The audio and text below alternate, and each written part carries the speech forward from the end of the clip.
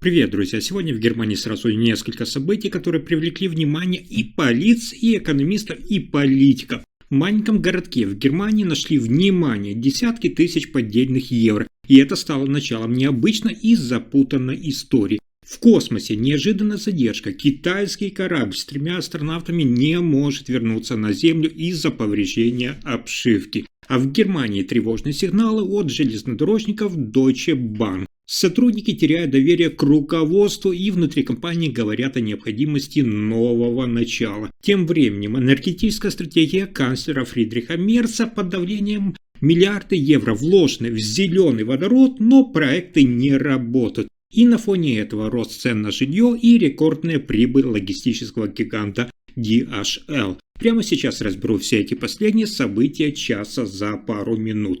Итак, в городе Бюкербург в федеральной земле Нижняя Саксония полиция обнаружила крупную партию поддельных евро. В квартире одного из подозреваемых изъяли наличные на сумму около 78 тысяч евро. В начале августа неизвестный мужчина расплатился фальшивой банкнотой номиналом 50 евро в супермаркете города. Сотрудники заметили подделку и вызвали полицию. Когда после этого злоумышленник снова пришел в тот же магазин, его опознали и правоохранители приступили к расследованию. В конце августа был получен ордер на обыск, и в начале октября в его квартире нашли крупную сумму фальшивых денег и мобильный телефон с доказательствами. Подозреваемому 33 года, детали его личности пока не разглашаются, сейчас ведется следствие по статьям, касающимся изготовления и хранения поддельных денежных знаков. Этот случай вновь привлекает внимание к проблеме подделки валюты в Германии. Даже относительно небольшое преступление в магазине оказалось лишь частью более крупной схемы. В квартире находилась сумма, представляющая потенциальный риск для финансовой стабильности.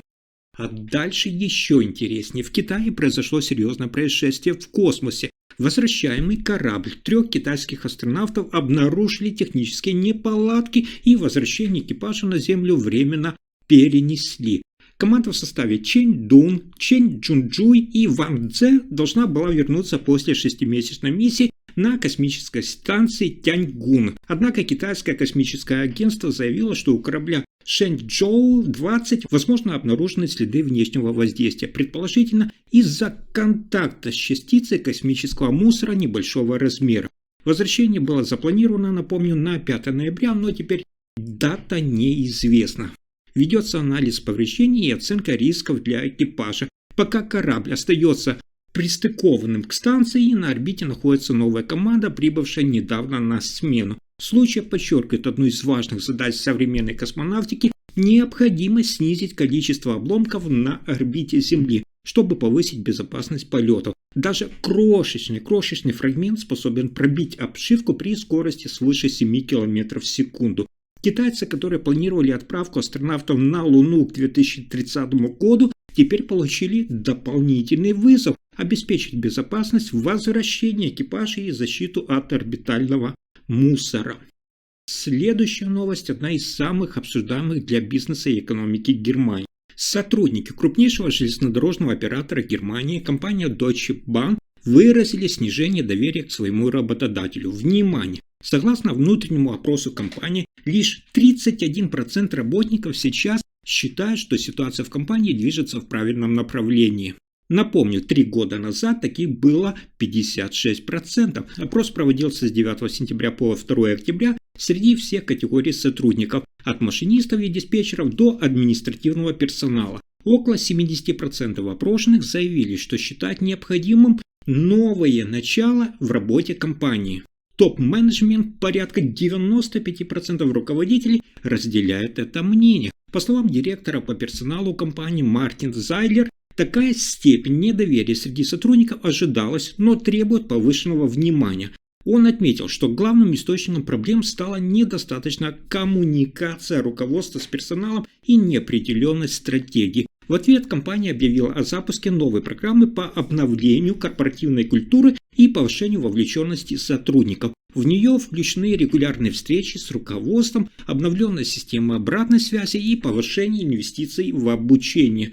Для Deutsche Bahn подобная кадровая ситуация – это серьезный сигнал Недостаток доверия персонала может вызвать повышение текучести кадров, снижение качества обслуживания и увеличение организационных рисков. Компания подчеркивает, решение этой проблемы является приоритетом в ближайшем будущем. Следующая новость связана с обсуждением энергетического курса канцлера Фридриха Мерца. В Германии сталкиваются с трудностями в одном из ключевых проектов энергоперехода – программе по созданию производства зеленого водорода. На нее уже выделили миллиарды евро из бюджета, но ощутимого прогресса пока не наблюдается. Показательный пример – земля Саар. Там планировали ежегодно производить 6 тысяч тонн водорода и поставлять его на металлургийный завод в соседний Люксембург. Проект не работает, водорода нет, производство даже не запущено. Причина – слишком высокая стоимость технологий. Себестоимость 1 килограмма зеленого водорода в Германии превышает международные цены в несколько раз. В итоге инвесторы и компании переносят часть проектов во Францию, где условия считаются более благоприятны. По данным экономических экспертов, внимание, Германия платит, а прибыль получают другие страны. На фоне этого министр экономики Германии заявил, что стратегия водородного развития будет пересмотрена, потому что планы не совпадают с реальностью. Главная задача – это предотвратить потери и сохранить позиции в новой энергетической конкуренции, если не удастся запустить производство внутри страны. Но на этом интересное событие дня не заканчивается. Цены на жилую недвижимость в Германии продолжают расти. Это показало новое исследование немецкого института экономических исследований. В третьем квартале цены на квартиры подорожали в среднем, внимание, на 1,2%, а на одно- и двухсемейные дома на 1,3% по сравнению с предыдущим кварталом. С годовой точки зрения рост составил 2,7% для квартир и 4,3% для домов. При этом многоэтажные многоквартирные дома подешевели на 0,4%. Таким образом, аналитики предупреждают, при сохранении текущей динамики цены могут достичь нового исторического максимума к концу 2027 года. Сейчас средний уровень цен по квартирам отстает от прежнего пика почти на 10%, а по домам почти на 12%. Эксперты отмечают, рынок недвижимости движется вверх, но без резких скачков. Стоимость жилья растет умеренно и стабильно. Покупателям стоит учитывать, если тенденция продолжится, возможность выгодной покупки может вскоре сократиться.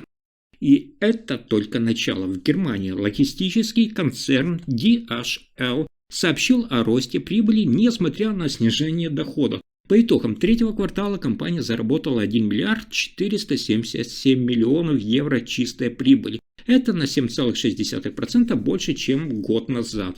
При этом выручка сократилась на 2,3% и составила 20 миллиардов 100 миллионов евро. Главная причина падения доходов – сокращение объемов доставки товаров, в первую очередь из-за пошлин и ограничений на рынке Соединенных Штатов Америки. Руководство компании заявило, что прибыль удалось увеличить благодаря сокращению расходов и более экономной работе подразделений. Свободные деньги, которые компания может использовать без ограничений, выросли почти на 81% до 1 миллиарда 200 миллионов евро. Генеральный директор DHL Тобис Майер подтвердил прогноз на год. Компания планирует получить не менее 6 миллиардов евро операционной прибыли и около 3 миллиардов евро свободных средств к концу 2025 года. Для экономики Германии эта новость показывает, что даже на падающем рынке крупные компании могут оставаться прибыльными при строгом контроле расходов.